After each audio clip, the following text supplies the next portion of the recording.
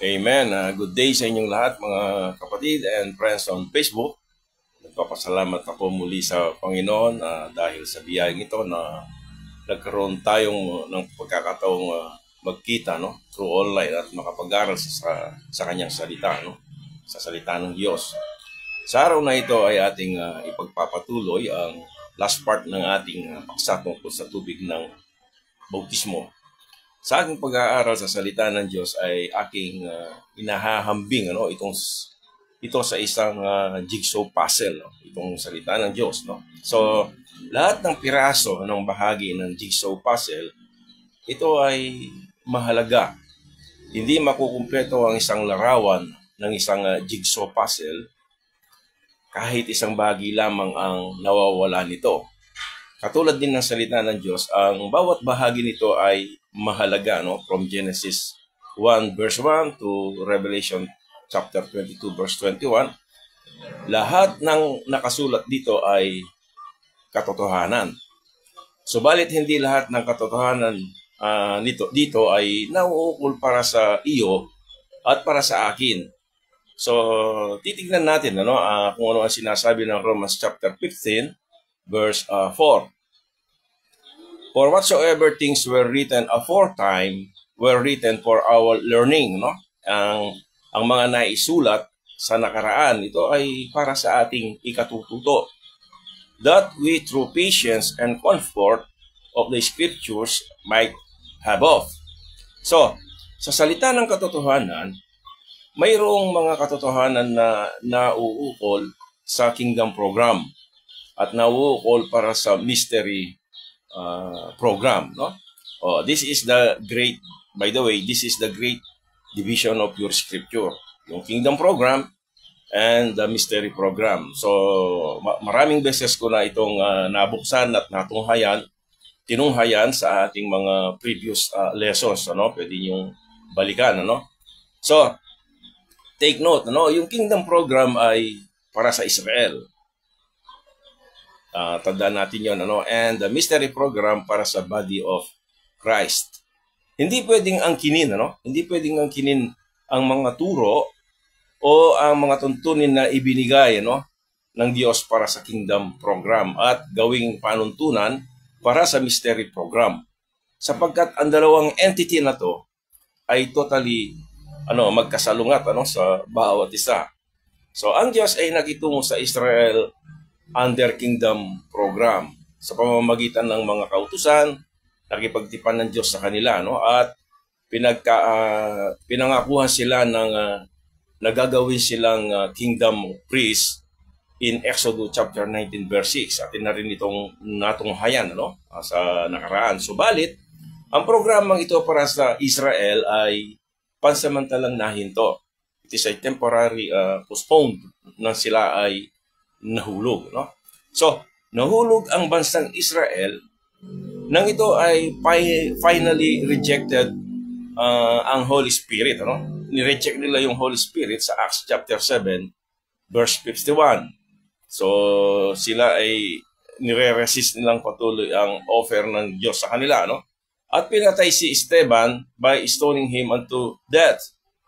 Kung natatandaan ninyo, doon sa Acts chapter 7, yung history, si Esteban ay pinatay. Pagkatapos doon, ang Diyos ay nakitungo sa tao sa isang bagong dispensation. At ito ang mystery program.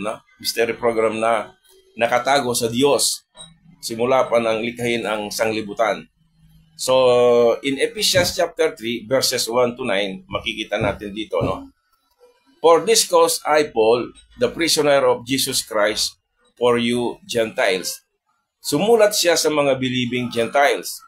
Si Apostol Pablo, if you have heard of the dispensation of the grace of God, ito ang bagong dispensation na tinutukoy dito, which is given me to you word, sa kanya unang ibinigay itong kapahayagan tungkol sa dispensation of the grace of God kay Pablo, So in verse 3, how that by revelation he made known unto me. Kanino? Kay Pablo. What? Alin yun? The mystery, as I wrote afore in few words. In verse 4, whereby when ye read, ye may understand my knowledge in the mystery of Christ, which in other ages, ito, take note, which in other ages, itong mystery program na ito, was not made was not made known, unto the sons of men, as it is now revealed, unto his holy apostles and prophets by the Spirit. So, tignan nyo yun, yung Ephesians chapter 3, the whole chapter, at inyo itong basahin, o pagbulay-bulayin, So, itong mystery na ito ay nakatago hanggang sa ipinahayag ito kay Pablo. This mystery was hidden in God, at ito ay inireveal lamang after si Pablo ay naligtas, So, ang hindi na ang body of Christ ngayon, itong bagong dispensation na ito, ang pagkikitungo ng Diyos sa tao, hindi na sa ilalim ng kautusan, kundi sa ilalim ng biyaya, So, nasa ilalim ng biyaya.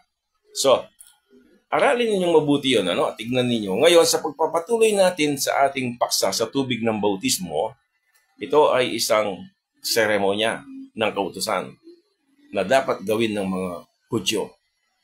Ito ay seremonya, So, bago sila papasok sa kaharian during the Millennial Kingdom, bago sila papasok doon, ang ating Panginoong Yesus, siya ay maghahari for 1,000 years, sila ay dadaan sa isang baptism. Siya ay dadaan sa isang baptism bilang isang kingdom of priests na ipinangako ng Diyos sa kanila. So, ipagpapatuloy nila ang dati nilang ginagawa, katulad ng ginagawa nila during the earthly ministry of Christ and His disciples. Diba? Diba, nung dumating si John the Baptist, siya ay nagbabautismo, at ganon din ang ating Panginoong Jesus. So, napending yon, na-postpone yon. So, before the 1,000 years, there is a 7 years, state tribulation. That time, mangangaral silang ulit, at sila ay magbabautismo before entering the kingdom program. Before entering in the millennial reign of Christ, 1,000 years, May pangunahing dahilan kung bakit ang tubig ng bautismo, remember that, natunghayan natin last time, ay kailangan gawin sa bansang Israel. Sa bansang Israel. At inang natalakay sa nakaraan ito, di ba? Una, ang bansang ito, sila ay magiging kingdom of priests na pinangako ng Diyos sa kanila. So, bago sila papasok sa paghaharing kasama ni Jesus, kailangan ang pagtatalaga. Yung kinakailangan silang i-dedicate. Pagtatalaga sa pamamagitan ng paghuhugas. Ang paghuhugas means yung bautismos, Ito ay paghuhugas na sa pamamagitan ng tubig ng bautismo ayon sa kautusan ni Moses. Marami sa mga Kristiyano sa panahon natin na hindi nakakaalam ang tungkol dito. Maraming mga motivational speakers, alam naman niyo siguro kung ano yung ibig kong sabihin about motivational speakers, Alam nila ang mga kwentong pangyayari sa banal na kasulatan, trying to focus their listeners, kung paano sila pagpapalain at paunlarin ng Diyos. Ang tawag dito ng marami ay prosperity gospel, Ito yung mga tawag nating pag ginawa mo ito, ikaw ay pagpapalain ng Diyos, That is prosperity gospel. Subalit, ang nakakalungkot, wala silang alam patungkol sa programa ng Diyos. Wala silang alam patungkol sa programa ng Diyos, Nang dumating si Jesus sa mundong ito, there is a program, na there's a plan and purpose ang Diyos kung bakit ang Panginoong Yesus ay dumating sa mundong ito, So maraming hindi nakakalam about sa bagay na ito, Kaya sa iba, kapag ibinabahagi mo ang salita ng Diyos ng katotohanan na may tamang paghati, rightly dividing, para sa kanila ang mga ito ay naiiba.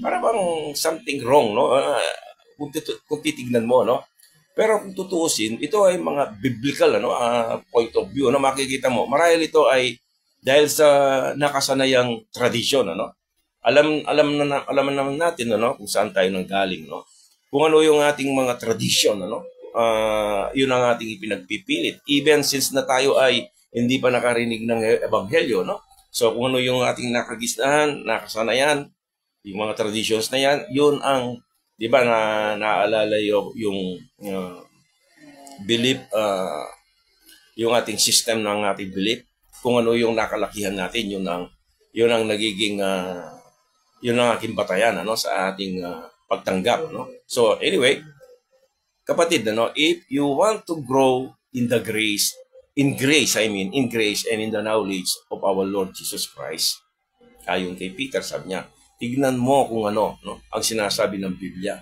Search them with all your heart. Tignan mo kung ano ba yung sinasabi ng salita ng Diyos. Tandaan, dalawang paraan lamang kung paano natin titignan, ano, ang salita ng Diyos. Dalawang paraan lang. Pwede nating ito'y paniwalaan o hindi. Kung ano yung sinasabi ng page, no? Kung ano ang nakikita mo dun sa page, no? Pwede nating tanggapin o hindi, kung ano ang nakasulat sa pahina. So, kaya lagi kong sinasabi na lagi tayong kumukuha ng notes, no? For all these verses na ating binubuksan at binabasa. So, katulad ng mga Bereans, no? Siguro marahil naririnig nyo lagi yung mga Bereans.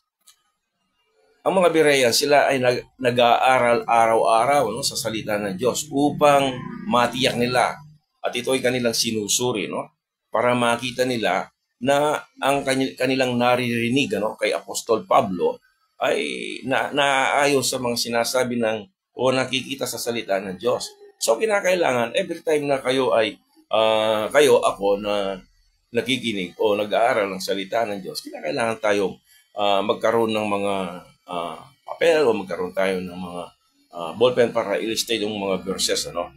Anyway, pwede naman nating balikan, pero mas madali kung ito ay nakasulat sa ating mga notes, ano. Yun ang unang dahilan, ano. Sila'y gagawing kingdom priest kung bakit kailangan yung water baptism, ano. Ang pangalawang dahilan ng water baptism sa ating nakarang pag-aaral ay baptism unto repentance, no?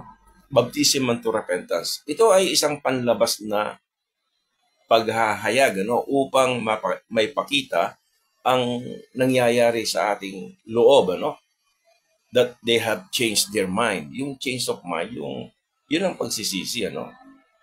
Yun yung pagsisisi. Ang pagbabago ng isip o repentance is a way to open the door para sila ay makapasok sa kingdom promise ng Diyos para sa kanila. There is waiting kingdom, no, para sa kanila, no, sa Israel, no. So, pero hindi ito para sa body of Christ, no, sa bansang Israel. Sa Luke chapter 7 verses 29 to 30, basahin ko, and all the people that heard him and the publicans, yung mga publikano na tagasingil ng buwis, no, justified God. Tinanggap nila kung ano yung nais ng Diyos. Justified God being baptized with the baptism of John. No? Ang mga publikano, tinanggap nila yung Diyos. Ano? They justified God at sila ay nagpabautismo sa bautismo ni John. Ano? This is the baptism unto repentance. No? In verse 30, but the Pharisees and lawyers rejected, the counsel of God against themselves, being not baptized of Him. Ito yung mga Pariseo and mga hukom na nireject nila yung kapahayagan ng Diyos sa kanila. Yung hindi nila ito sinampalatayanan, no? Hindi sila nagpabautismo, no? So, sa madaling salita, ang mga Pharisee and judges, hindi sila nagsisi, no? Hindi nila tinanggap, no, ang nais ng Diyos sa kanila, no? So, ang dalawang klaseng tao na to, tandaan, ang dalawang klaseng tao na to, the Pharisees and the publicans, always represent ang pag-uugali sa mga Hudyo, no? Ito yung klase ng tao, no, sa Israel. Makikita natin dito, no. Kung maalala ninyo kung paano magdasal, ano, ang publikano at Pariseo in Luke chapter 18, no. Sabi ng Pariseo, hindi siya kagaya ng publikano, no. dahil sinusunod niya yung kautusan, no? Dahil sila ay nasa ilalim ng kautusan, no? So sinusunod nila yung kautusan. At hindi lamang yon, nilalait niya ang publikano, no, sa kanilang pagdarasal. Yung sa Luke chapter 18, no? Kapatid, this is the spirit of religion nowadays. Yun ang spirito ng religion, ano, sa panahon natin. Ang mga may ugaling pariseo ngayon, no? Ang mga may ugaling pariseo ngayon ay inahawakan nila ang mga tao dahil ayaw nilang mas ang tingin nila na mas mabuti sila kaysa sa iba, no? During the time of the earthly ministry of our Lord Jesus Christ, ang mga patutuo ng mga pariseo na ito ay nangyayari din sa panahon natin ngayon. Hindi lamang during those days. Kaya nga kung minsan, sila sabi ng iba, para kang pariseo, sabi nila, no? Pero ang mga pariseo na ito is trying to impose the law, no, to the people and to obey. Yun ang nangyayari in this present time. Hindi lang natin ito napapansin, but in reality, yun ang nais na nangyari ng mga tao, no? Tignan nyo yung mga previous lessons natin about the law, no? We are not under the law, but we are under grace, no? So, pero yung mga tao ngayon, nais nilang, pinipilit nilang i-impose itong law to the people para kanilang gawin, ano? Pero sila mismo, no, ay hindi nila sinusunod. No? Gaya ng mga Pharisee, no? During those days, no? Nais ng Diyos na sila ay ino-offer niya yung God's righteousness, kailangan silang magsisi, kailangan silang dumaan ng water baptism, pero hindi nila ginagawa. Hindi sila naniniwala kay John. So, nangyari ito madalas sa ilang mga local churches or individual, ano, in this time, ano. So, yun ang pangalawa, no. Ang ikatlong dahilan of this water baptism is to manifest Jesus Christ to Israel. So, basahin kong muli ang John chapter 1, verse 31.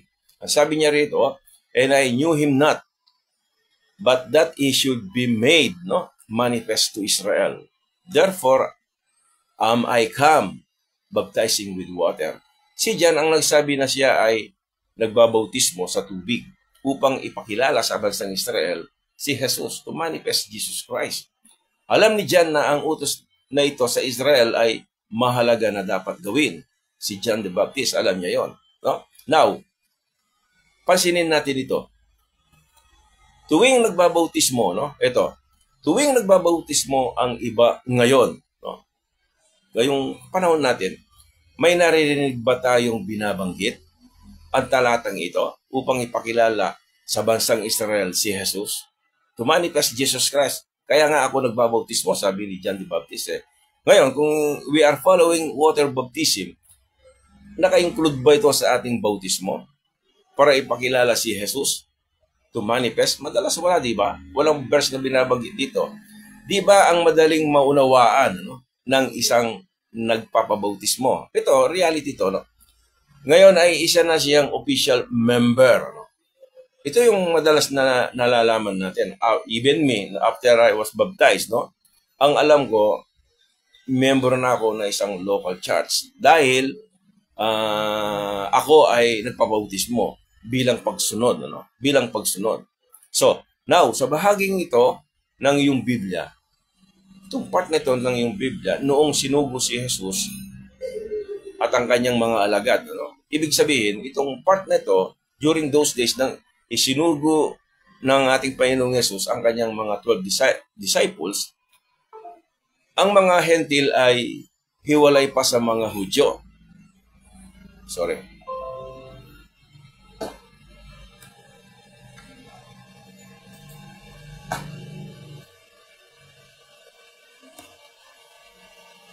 Sorry ba? Nawala yung kopya ko.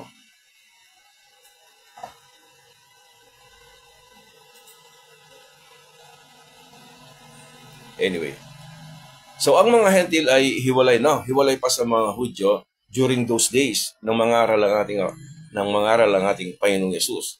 Even the 12 disciples, suguhin siya. Ang mga hentil ay walang kinalaman sa programa ng Diyos para sa Israel. Ang mga Gentiles. Bakit? Bakit wala silang nalalaman? No? Sapagkat sa panahon na yon, ay inutos ni Jesus sa kanyang mga alagad na huwag silang tutungo sa mga hentil. Di ba sa Matthew chapter 10 verse 5, ang mga hentil ay ang mga disciples ay binigyan sila ng instruction na huwag silang tutungo sa mga Gentiles, sapagkat siya ay naparito para lamang sa mga nawawalang tupa ng bansang Israel. Si Jesus Christ ay naparito para sa mga nawawalang tupa ng bansang Israel. Now, ang mga tuntuning ito ng tubig ng bautismo ay para lamang sa bansang Israel, at hindi pwedeng gamitin para sa mga hentil. So, sa pagpapatuloy natin, makikita natin kung bakit. Then, ang sumunod na pangyayari, si Jesus ay ipinako sa krus.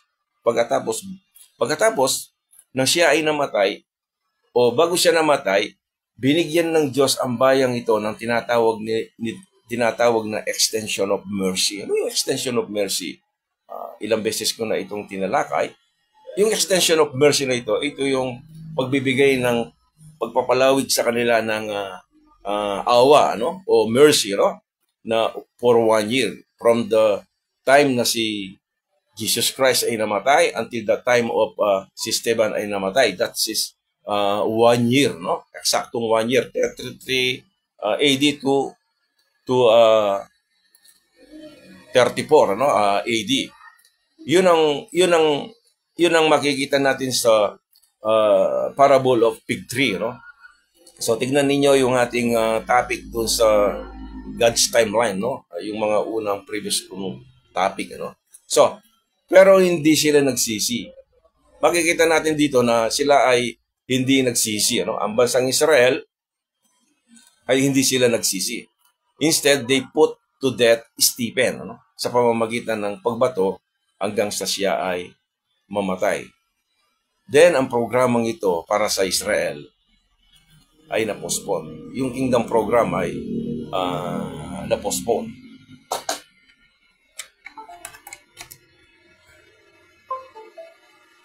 Sorry, naputol yung... So, then ang programang ito, ang bansang Israel ay na-postpone. Yung kingdom program para sa kanila ay natigil, pasamantala. After that, kung titingnan natin yung sa God's timeline, naligtas si Pablo at ipinahayag sa kanya ang isang misteryo mula sa Diyos.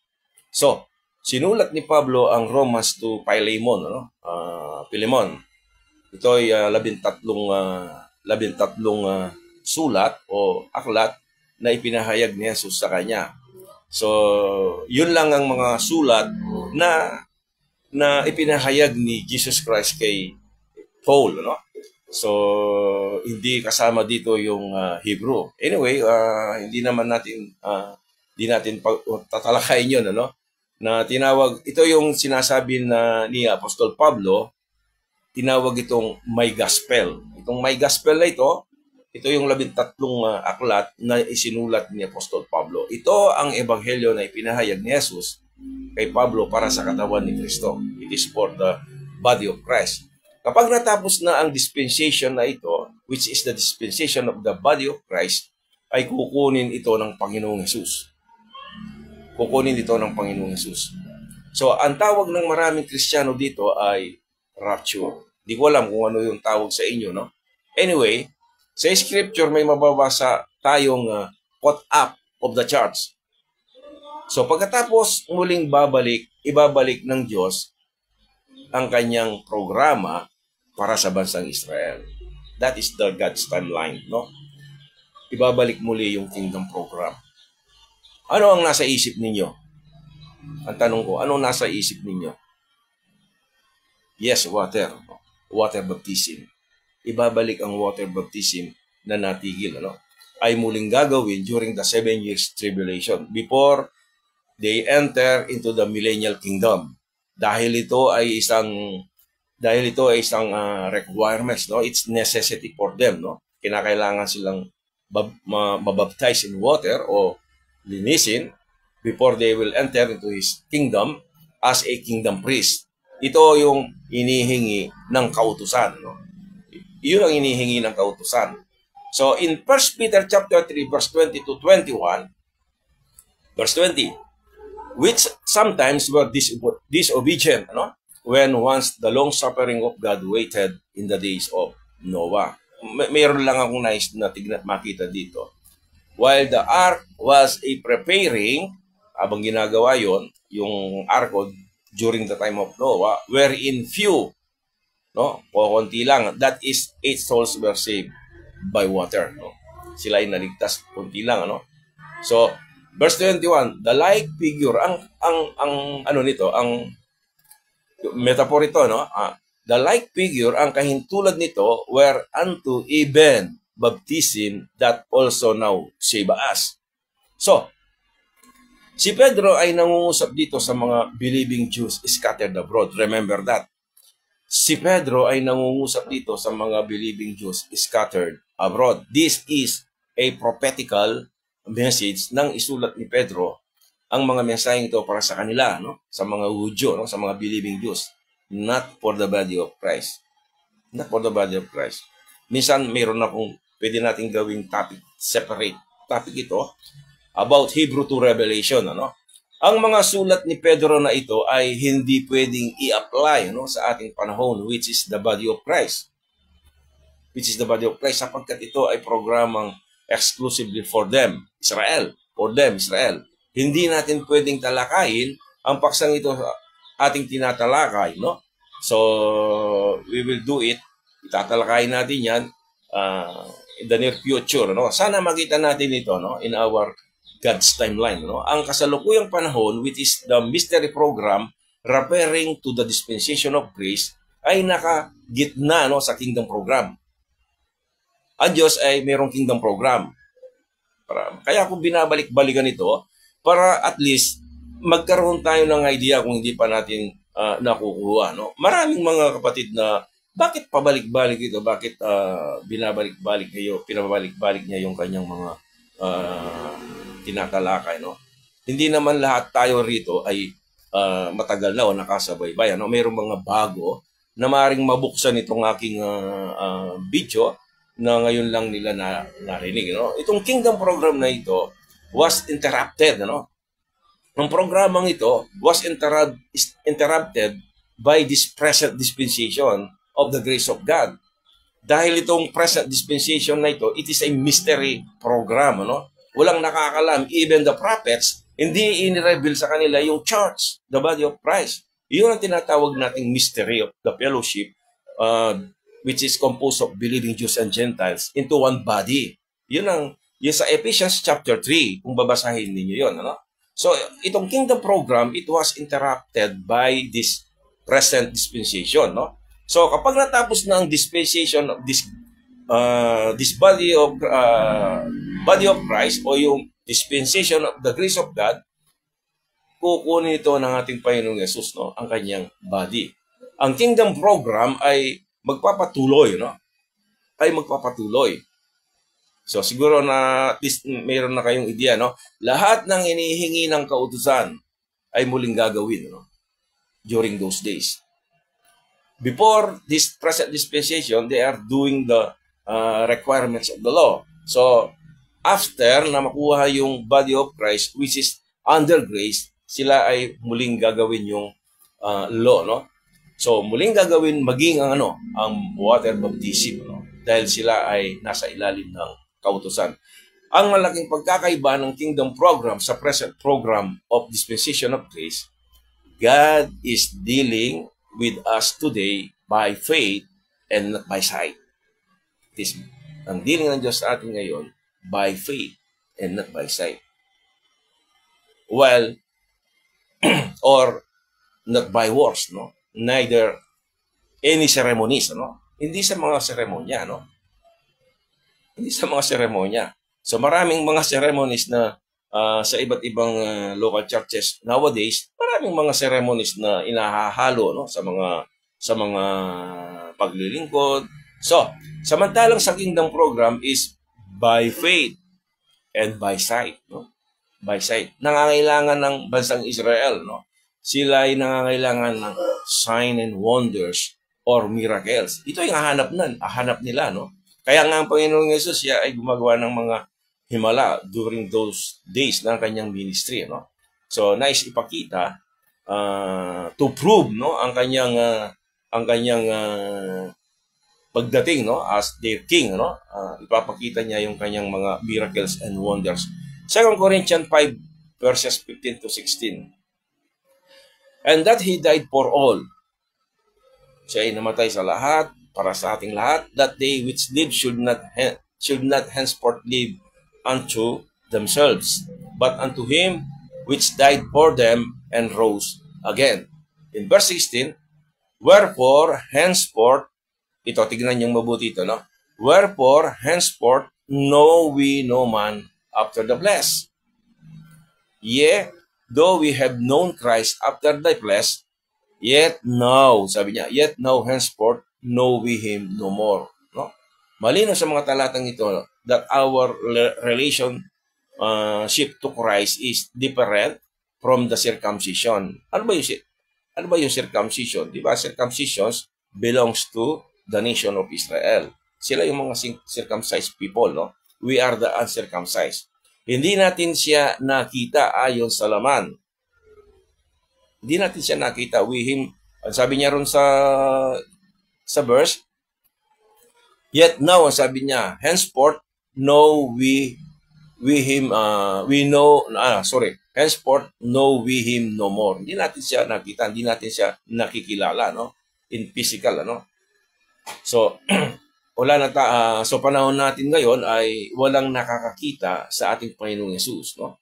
So, nakikilala natin si Jesus ngayon, sa panahon natin ngayon, ayon sa mga sulat ni Apostol Pablo na ipinahayag sa kanya ng ating Panginoong Yesus. Sa Romans chapter 16 verse 25. Now to him that is power to establish you according to my gospel. Which is gospel? Ito yung mga sulat ni Apostol Pablo, no? According to my gospel. And the preaching of Jesus Christ according to the revelation of what? Mystery which was kept secret since the world began. No? Sa talatang ito, si Jesus ay nangusap sa atin batay sa kapahayagan niya kay Pablo sa isang misteryo na nakatago mula pa ng likhain ng mundo, no?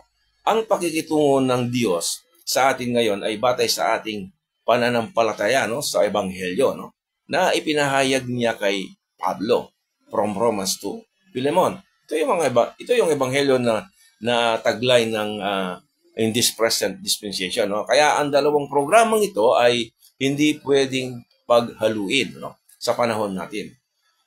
Ang problema sa Christendom today, no, pag sinabi natin Christendom, all Christian, no, even Christian groups, no, ay pinaghahalo ang dalawang ito. Yung Kingdom Program, tsaka yung Kingdom Mystery Program, no, pinaghahalo today, no, ng dalawang ito, no.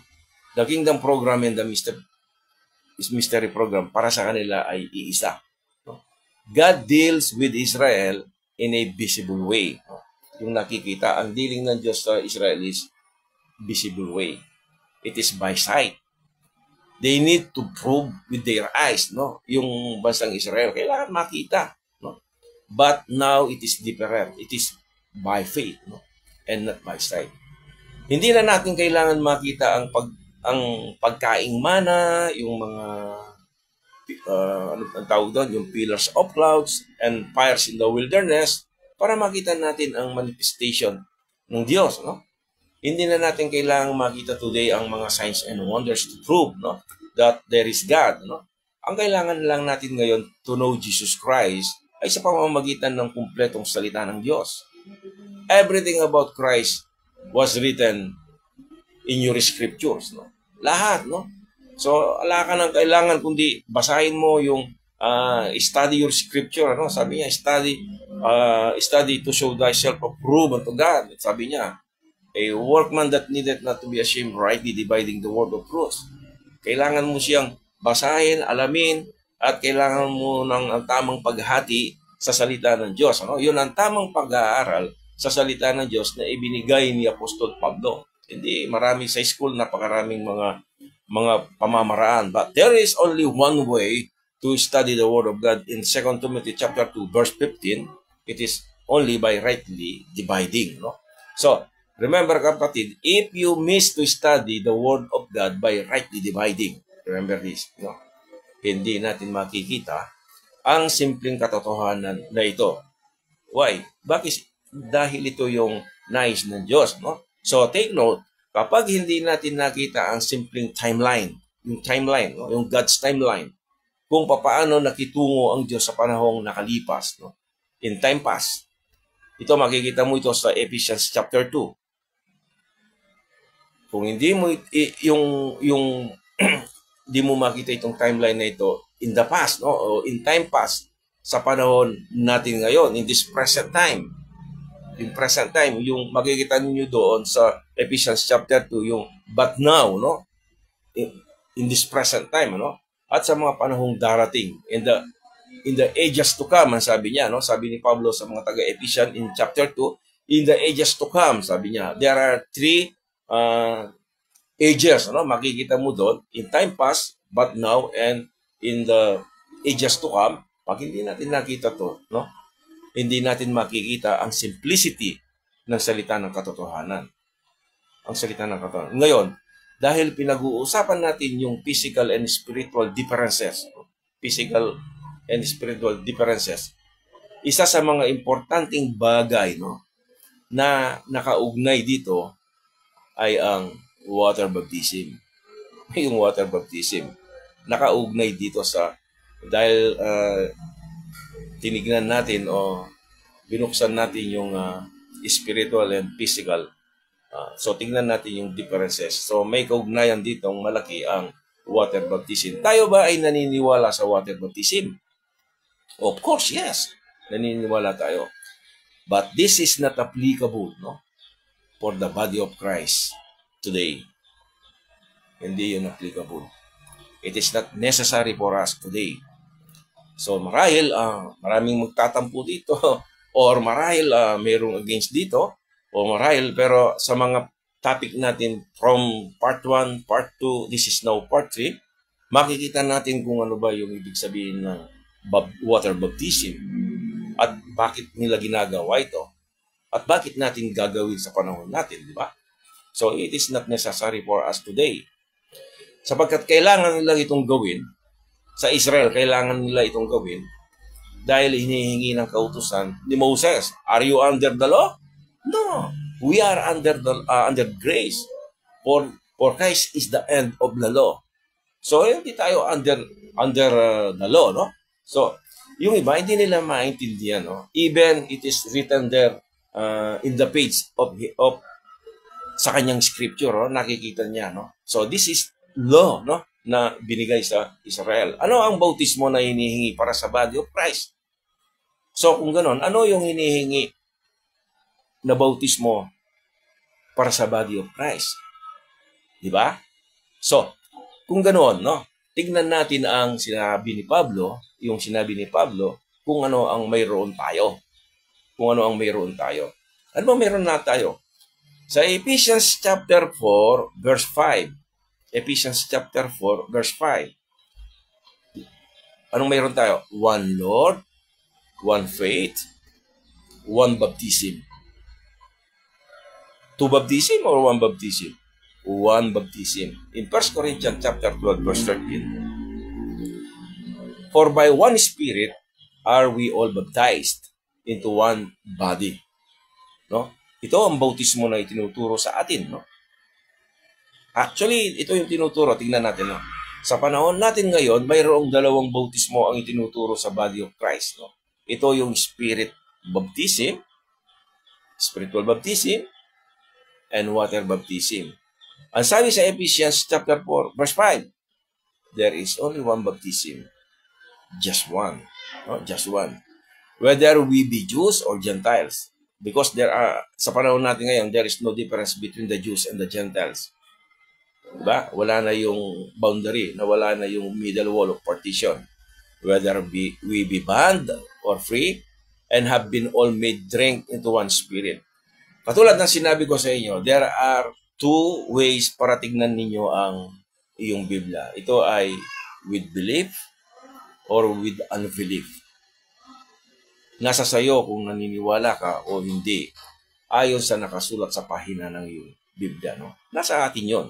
Kung maniniwala ka, yes, I believe that sino mang nanampalataya sa Panginoong Yesus, siya ay naligtas, no? By faith, no? By the death, burial, and resurrection of Jesus Christ. But hindi tayo natigil doon. We need to continue study the Word of God. Hindi naman tayo dapat na para ba tayong nakakulong, no? So, kailangan nating aralin, ano? Yan ay isang inutos sa atin ni Apostol Pablo na aralin natin, no? Hindi tayo titigil hanggang nandito pa tayo, no? Sa pasamantalang lugar na ito, no? So, saan ka dito? Yung ugaling what saith the Scripture? Yung bang ugaling kung ano ba yung sinasabi ng banal na kasulatan? O yung ugaling kung ano yung sinasabi ng ating mga guro? No?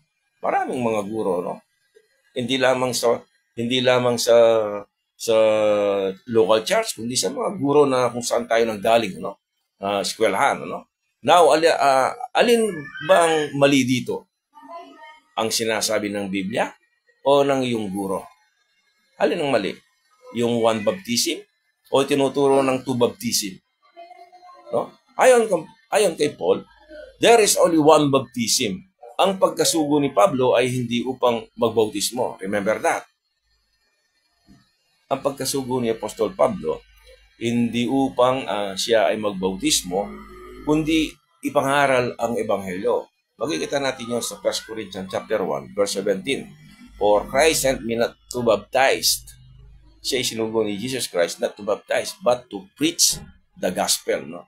Not with wisdom of words, no? Lest the cross of Christ should be made of non-effect.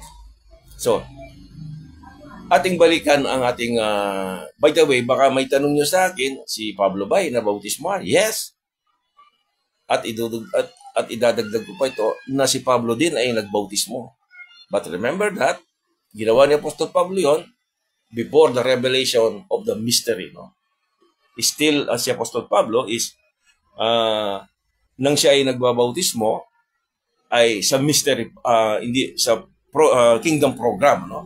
So, mayroon tayong pwedeng bigyang topic sa bagay na yon. No? So, ating balikan ang ating teksto sa Romans chapter 6. No, tignan natin muli yung Romans chapter 6, the favorite subjects, no?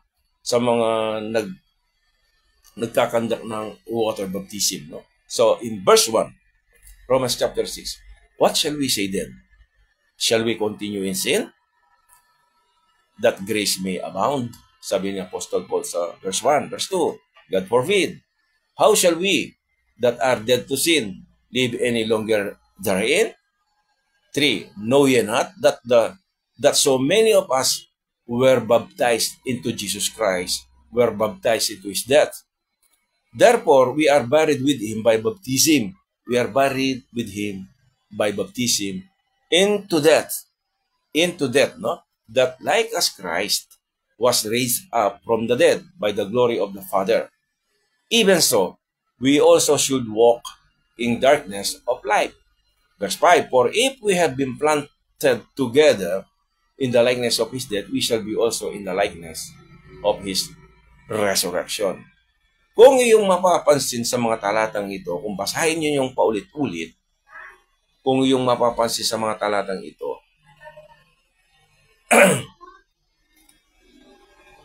mayroong isang salita, no? Mayroong isang salita ang nawala dito. Alin yun? Nakita ba ninyo yung water? Yung tubig ng bautismo? Wala, no? Hindi tubig ng bautismo, no? Know ye not that so many of us were baptized into Jesus Christ, were baptized into his death? Hindi sinasabi ng talata na ito, tayo ay nabautismuhan sa tubig, no? Kundi, saan tayo nabautismuhan? Ang sabi ng talata, were baptized into Jesus Christ. Baptized into Jesus Christ. Not with water, no? Not with water. Baptized into Jesus Christ. 1 Corinthians chapter 12, verse 13. For by one Spirit are we all baptized into one body. Into one body. Tayo ay nabautismo sa isang katawan. At ang katawan na iyon, hindi ba ang katawan ni Kristo? Hindi ba yun ang katawan ni Kristo? We are baptized into one body. Which body? Di ba yung body ni Christ? At kailan tayo nabautismuhan sa kanyang katawan? The moment you believe. The moment you believe. The moment you trust the Lord Jesus Christ, you are baptized, no? Into His death. Ang sabi pa sa Romans chapter 6 verse 3, tayo ay nabautismo sa dalawa? Tayo ay nabautismo sa dalawa? No, no? Know ye not that so many of us were baptized into Jesus Christ, were baptized into His death? Ang sabi sa talata, tayo ay nabautismuhan, no, kay Kristo. At saan pa tayo nabautismuhan? Sa palagay natin, no? Saan pa tayo nabautismuhan? Ayon sa talata. Di ba nakakamangha? Ito, no? Di ba nakakamangha kapag binabasa natin ang ating mga Biblia at hindi lamang naghihintay sa mga isinusubo sa atin, ano? Kung binabasa natin ang ating Biblia at hindi nag-i-stay doon sa mga sinasabi, no? Lamang, no? Okay, nagiginig katulad ko. Hindi naman dapat na magbase lang kayo sa aking sinasabi, kundi kaya nga sabi ko, take notes and ballpen and isulat natin yung mga verses and then natin basahin, no? Basahin natin, tingnan natin, ano? Ang lahat ng mananampalataya ngayon ay nabautismuhan sa kanyang kamatayan, no? Hindi sa tubig, no? Dalawang konsepto ang ating makikita, no, sa mga talatang ito upang makita ang kabuuan, no, ng lahat. Ng lahat, ano? There are two concepts, no? Una ay ang kamatayan ni Kristo, the death of Christ. Ang pangalawa, nang ikaw ay manampalataya kay Kristo, no? After, ang pangalawa yung nang ikaw ay, the moment na ikaw ay manampalataya sa ating Panginoon Jesus, ikaw ay nabautismuhan sa kanyang kamatayan. You are baptized into His death. Two deaths mentioned here. Dalawang kamatayan ng binanggit doon. Christ's death and the death of your old man, no? So, sabi sa verse 4, therefore we are buried with Him by baptism into death, no? That like as Christ was raised up from the dead by the glory of the Father, even so we also should walk in newness of life, no? So, 1 Corinthians 5:21, ito, paborito nating verse ito, no? For He had made Him to be sin for us, who knew no sin, that we might be made the righteousness of God in Him, no? Ito ang ginawa ni Jesus. Inari niyang siya ang may sala, no? He was made sin for us. Na ang ating Panginoong Jesus ay ibinaba sa krus at inilibing siya. Nang siya ay ibinaba sa krus at inilibing siya, dinala niyang lahat ang ating mga kasalanan sa libingan, no? Nang siya ay namatay, binayad niyang lahat ang ating mga kasalanan. So kung binayad niyang lahat ang ating mga kasalanan, pero pa tayong mga babayaran, wala na, of course, no? Sapagkat ang kabayaran ng kasalanan ay kamatayan. In Romans chapter 6 verse 23. Kasama niyang inilibing, ano, ang ating mga kasalanan at nang siya ay muling nabuhay, no, sa ikatlong araw, iniwan niya ang kasalanan doon, no? And he paid full, no? And he rose up in newness of life. Ang sinasabi ng mga talata dito, kapag tayo ay nanampalataya kay Kristo at nanampalataya sa kanyang kamatayan, kanyang pagkalibing at ang kanyang muling pagkabuhay, that moment, no, God save us. Tayo naligtas. Walang pagdududa doon, no? Tayo ay nabautismuhan at the same time, tayo ay nabautismuhan ng Santong Espiritu sa katawan ni Kristo, no? Into His body, no? We are baptized into His body. In the same way, nang siya ay inilibing, no? Nang siya ay inilibing, ayon sa mga talata, basahin ninyong may yung Romans chapter 6, verse 1 to 6. In the same way, nang siya ay inilibing, no? Kasamang inilibing ang iyong lumang pagkatao, no? At ganoon din nang siya ay bumangon, kasama kang bumangon, no, sa isang bagong buhay. Ito yung newness of life. So, iba na, no? Iba na. Hindi yung nagkaroon ka ng pagbabago sa yung para bang ginagawa mo yung kautusan, hindi yung iba na, no? Dahil ang kalagayan mo ngayon, we are righteous in the sight of God. Sabi niya sa Romans 5:1, therefore being justified by faith. So, yun ang newness of life. If anyone be in Christ, is a new creature. Yun. Before, we are not righteous in the sight of God. Dahil ang tingin ng Diyos sa atin, yung old man. Yung old man. Pero nung tayo ay nakakilala at sumampalataya sa Panginoong Jesus, ang nakikita sa atin ngayon, yung bago, yung righteousness of Jesus Christ in us, imputed righteousness ng ating Panginoong Jesus, no? Yun, no? So, kung tayo ay nabautismo sa kamatayan ni Kristo, mayroon tayong kasiguruhan, no? Tayo ay bumangong muli mula sa libingan, no? At lumakad sa isang bagong buhay. Ito yung sinasabi nating bautismo, no? Hindi yung water baptism. Sa dispensation of grace, no? Sa panahon natin. Ito ay spiritual baptism, no? And not physical, ano? Hindi physical. Tayo ay tayo ay nabautismohan sa kanyang kamatayan, no? But it is very unfortunately na dinadagdagan ng tubig ang klase ng bautismong ito sa Romans chapter 6. Di ba lagi nating naririnig yun? Hinahintulad ka pagka hiniga ka sa tubig at pag bumangon ka, yun ang paliwanag, no? But kung titignan mo yung Romans chapter 6, the word baptism there, baptized in the death of Christ, no? Sa kamatayan ni Kristo. Hindi yung with water, no? Wala yun. Halos lahat ng mga group of Christian, halos di naman siguro lahat, no? Sa panahon natin ngayon, kahit na wala tayong makikitang tubig sa mga talata, ay pilit na idinadagdag doon sa Romans chapter 6. Ang Romans chapter 6, it follows very closely pagkatapos ng Romans chapter 5. So, at ang chapter 5 naman ay inilagay ng Diyos upang ating maunawaan, no, at makita ang katiyakan ng ating kaligtasan. So, tingnan natin yun. Ano? Mula sa verse 12 ng Romans chapter 5 up to the last verse 21 ng Romans chapter 5, tayo ay na kay Adam, no? Tayo ay na kay Adan, no? Si Adam ay nagkasala sa Romans 5:12, di ba? Basahin ko, no? Wherefore as by one man sin entered into the world, and death by sin, and so death passed upon all men, for that all have sinned. Dahil si Adam, no? So nasa ilalim tayo ni Adan, no? In chapter 5. Ipinapakita nitong talata hanggang sa huling talata sa chapter 5 ang pagkakaiba, no, ng kasalanan ni Adam, no, at ang biyaya na matatagpuan sa ating Panginoong Yesus, at ito ay magkasalungat sa isa't isa, no? Magkasalungat ito, no? Then makikita natin kung ano ang biyaya ng na kay Kristo, no? Ang ating bagong relasyon ngayon na kay Kristo, no? O na kay Kristo na ngayon, ano, ang ating relasyon ngayon ay nasa ating Panginoong Yesus, no? At wala na kay Adam, no? Ito ay nasa chapter 5 yun, ano, nung kay Adam.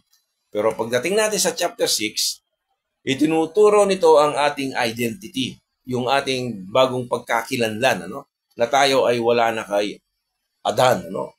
Ang ating pagkakilanlan sa chapter 6, we are no longer kay Adan, no? So, ang dahilan kung bakit ginamit ni Pablo ang buried sa chapter 6, tingnan nyo yung word na buried and planted, upang mabigyan tayo ng malinaw na larawan na tayo ay nagkaroon ng malapitang ugnayan kay Jesus, no?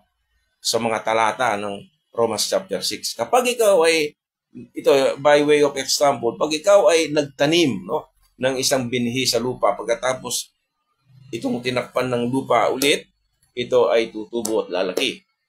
Of course, di ba? Ako, tatanim ako ng palay. So, alam ko yon. Hindi magtatagal, ang ugat at binhi at ang lupa ay magkakaroon ng pagkakaisa. So, magkakaisa yon. Silang tatlo ay magsasama-sama. Dito, binigyan tayo ni Pablo, no, ng pagkakilanlan ng tayo ay nakipag-isa kay Kristo, no? In verse 4, you buried you buried with him like a seed. No? In verse 5, you were planted with him like a seed. So, planted together with him. Tingnan na lang ninyo yung mga verses na itong aking tinatalakay. Tingnan na lang ninyo yung Romans chapter 6 verses 1 to 6. No? Makita nyo yung planted together with him. No? Hindi mo ito ginawa. No? Hindi mo ito tinrabaho. No? You are planted together with him. When you were baptized in Christ, the moment you believe on the death, burial, and resurrection of our Lord Jesus Christ, you were planted together with him. No? Kasama kang inilibing. No? So ginawa, hindi mo ito ginawa, kundi siya mismo ang gumawa nito. No? Hindi ito pwedeng gawin ng tao. No amount of wars, no amount of sacrifices para gawin itong ginawa ng ating Panginoong Yesus para sa iyo at para sa akin. No? So, knowing this in verse 6, that our old man, yung old man is crucified with him. Sa verse 6, isa pang dahilan kung bakit hindi ito tumutukoy sa tubig ng bautismo.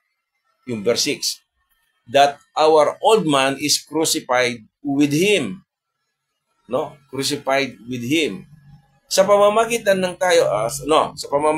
tayo ay nabautismo, no? Sa kanyang kamatayan, ang iyong lumang pagkatao ay hindi pwedeng bautismuhan sa tubig. Hindi pwedeng bautismuhan sa tubig. Walang sino man ang may access to the old man. No? This is spiritual things. No? Hindi ito physical. Hindi ito physical. So, ang ating pagkikitungo sa Diyos, it is by faith, not by sight. No? It is by faith. So, karamihan sa mga tao ngayon, sila ay naligtas at kailangan silang dumaan sa tubig ng bautismo, di ba?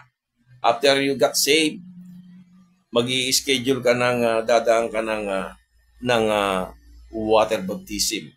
Di ba yun ang gagawin sa atin? Ngayon, ang tanong, nakikita kaya natin ito, no? Let's say na, paano kung ang isang bagong mananampalataya ay nagpabautismo, no? After 3 months. O higit pa, kasi yung iba, isang taon bago siya magpabautismo, no? Let's say 3 months bago ka nagpabautismo, no? Ibig bang sabihin na ang bagong Kristiyano na ito ay mabubuhay ng 3 months sa kanyang old man, which is uncrucified, no? Until na siya ay sumunod sa utos ng tubig ng bautismo. Kasi kinakailangan mong dumaan ng utos ng bautismo, no? Kung hindi ka dadaan sa utos ng bautismo, paano masasabi na ikaw ay ang old man, ang ibig sabihin ngayon, yung old man which is uncrucified, no? Kasi mangyayari lang 'yan pag ikaw ay sumunod sa utos ng bautismo. Kung tubig 'yon, ano? Pero that's not water, no? That is spiritual baptism. Yun ay spiritual baptism. The moment na ikaw ay nanampalataya kay Jesus, you are baptized into His death, no? Sa ating Panginoon. So, Galatians 3:27, for as many of you as have been baptized into Christ, have put on Christ. Pagkatapos na ikaw ay nabautismuhan, ano? Kay Kristo, you have put on Christ, no? Ang talatang ito ay iniuugnay, no? Iniuugnay ito sa water baptism sa panahon natin, no? Ang tanong dito, kung kailan tayo nailagay kay Kristo. Kailan ba tayo nailagay kay Kristo? No, nangyari ba ito after the water baptism? After the water baptism. Ginagamit ito, no? No. Nangyayari ba ito after the water baptism ceremony? No? Or the moment we put our trust in Christ. No? Ang talatang ito ay umaayon sa Romans chapter 6. Sa oras na ang tao ay manampalataya kay Jesus, He was baptized into His death, no? And He was put on Christ. Yan ang ibig sabihin ng baptism, spiritual baptism, hindi water baptism. Minsan kasi hindi natin na-identify kung ano bang ibig sabihin ng water baptism and what is the purpose of water baptism during those days, ano? At kaya pati ngayon ang ginagawa natin, we are applying water baptism sa ating mga sa ating mga sa ating bahagi ng ating buhay bilang isang mananampalataya, no? In Colossians chapter 3 verses 11 to 13, babasahin ko sa inyo. So, in whom also ye are circumcised with the circumcision made without hands. Ito, circumcision made without hands, in putting off the body of the sins of the flesh by the circumcision of Christ. Verse 12, buried with him in baptism. No? Halos kamukha nung Romans chapter 6. Wherein also ye are risen with him through the faith of the operation of God. Ito'y gawa ng Diyos, ano? Itong operation of God means it is the operation of God, hindi gawa ng tao to, no? Through faith of the operation of God who had raised him from the dead. Verse 13, and you, being dead in your sins, and the uncircumcision of your flesh, hath he quickened together with him, having forgiven you all trespasses. Ito ang gawa ng Diyos at kailanman, tandaan natin to, ay hindi ito magagawa ng sinuman ng tao, no? Sino ang tao? In verse 12, tayo ay inilibing sa pamamagitan ng spiritual baptism, no? At muling bubuhayin dahil sa kanyang ginawa sa verse 13. No? Sa ginawa sa verse 13, having forgiven you all trespasses. Ano? Kapatid, ang dealing ng Diyos sa atin sa ngayon, no, ay hindi sa pamamagitan ng seremonya na hinihingi ng kautusan. Ito ay isang seremonyal. No? Tandaan natin, God, yung batas ni Moses, there are 3 category. Yung legal law, yung spiritual law, and ceremonial law. Baptism, water baptism is part of ceremonial law to Israel. No? Kailangan lang nilang gawin yon dahil sila ay magiging kingdom priest na ipinangako ng Diyos sa kanila. Siya ay mag-ahari, pero bago sila papasok sa pag-ahari ng ating Panginoong Jesus, they need to wash, no? Yung uhugasan sila, no, sa pamamagitan ng tubig. Yung wash, ibig sabihin, bautismos. No? Yun ang ginagamit natin ngayon. Ano? So, ito ay seremonya. No? So, hindi ko alam kung paano natin tatanggapin ang sinasabi ng salita ng Diyos. Ang Diyos ay nakikitungo sa panahon natin ngayon sa pamamagitan ng pananampalataya. It is by faith and not by sight. Ngayon, kung aaminin mo kung hanes ka o hindi ka hanes, kung ano yung pagbasa mo dun sa Ephesians chapter 4 verse 5, for there is one God, one body, and one baptism. No? Diba? There is only one baptism. Kapatid, sana naging pagpapala itong ating topic about baptism. So, I encourage you na sino man na makarinig sa message na ito, na tignan natin yung mga previous lessons. Ano? Kailangan lang natin sa pag-aaral ng salita, aking inuulit, magkaroon lang tayo ng open mind. No? Tayo ay lumalago sa salita ng Diyos dahil nagkakaroon tayo ng isang bukas na kaisipan. Hindi yung para tayong nasa box. Wala nang tama kundi yung bagay na natutunan natin. Dahil yung ating belief system na yon, siya yung umahawak sa ating kaisipan, ano? Kung ano ba yung nakagisnahan na natin, ano? Yung mga tradition na naituro sa atin, ano? Ng ating mga magulang, ng ating mga kapatid, ng ating mga kaibigan, sa mga schools, kung ano yung ating natanggap, ano? Na sa ating kaisipan, ano? Yun ngayon ang nagtutulak sa atin, no? Upang magkaroon tayo ng perception dun sa mga bagay na ating naririnig at present time. So, sana magkaroon tayong bukas na kaisipan at tignan natin, no, kung ano ba yung sinasabi ng salita ng Diyos. Ito bang sinasabi ni Brother Henner, ito ba is biblical? So tignan natin, kaya yung mga verses na ating binabanggit dito ay iyong usisahin, ano? Suriin, ano? Ito ba'y galing sa salita ng Diyos? At ano ba itong sinasabi ng pahina? Ito ba'y sinasabi ng pahina? Ano ba, ito ba'y totoo? So ito ba sinasabi ng guro na ito ay tama? Di ba? O siyempre, kinakailangan natin usisahin. So, lagi nating tandaan, learning is a continuous process. No? It's a continuous process. Wala sino pa man isa sa atin, tao na, lalo na mananampalataya, na nakarating na sa dulo. Pagdating sa malalalim na spiritual na bagay ukol sa Diyos. No? So, tandaan lang natin yun, kapatid. No? So, sana maging pagpapala ito sa inyong lahat. No? So, let me close in prayer. So, Lord, maraming pong salamat sa pagkakataong ito na nagkaroon kami ng pag-aaral sa iyong mga salita. Ingatan mo po ang bawat isa, ang mga taong nakikinig sa programang ito. Bless them, Lord, at magkaroon kami ng bukas na kaisipan. At itong pag-aaral na ito ay ang pag-aaral na ito ay pwedeng kami ay matuto kung kami ay i-base namin sa inyong mga salita. Kaya bless them, Lord, at dalangin ko, Ama, na ikaw patuloy na manguna sa aming programang ito at dalangin ko rin ang iyong lingkod na may pagpapatuloy ko itong pag-aaral na ito, Panginoon. Maraming po salamat. Ito ang aking hinihiling at pinasasalamatan sa matamis na pangalan ng aming Panginoong Yesus. Amen.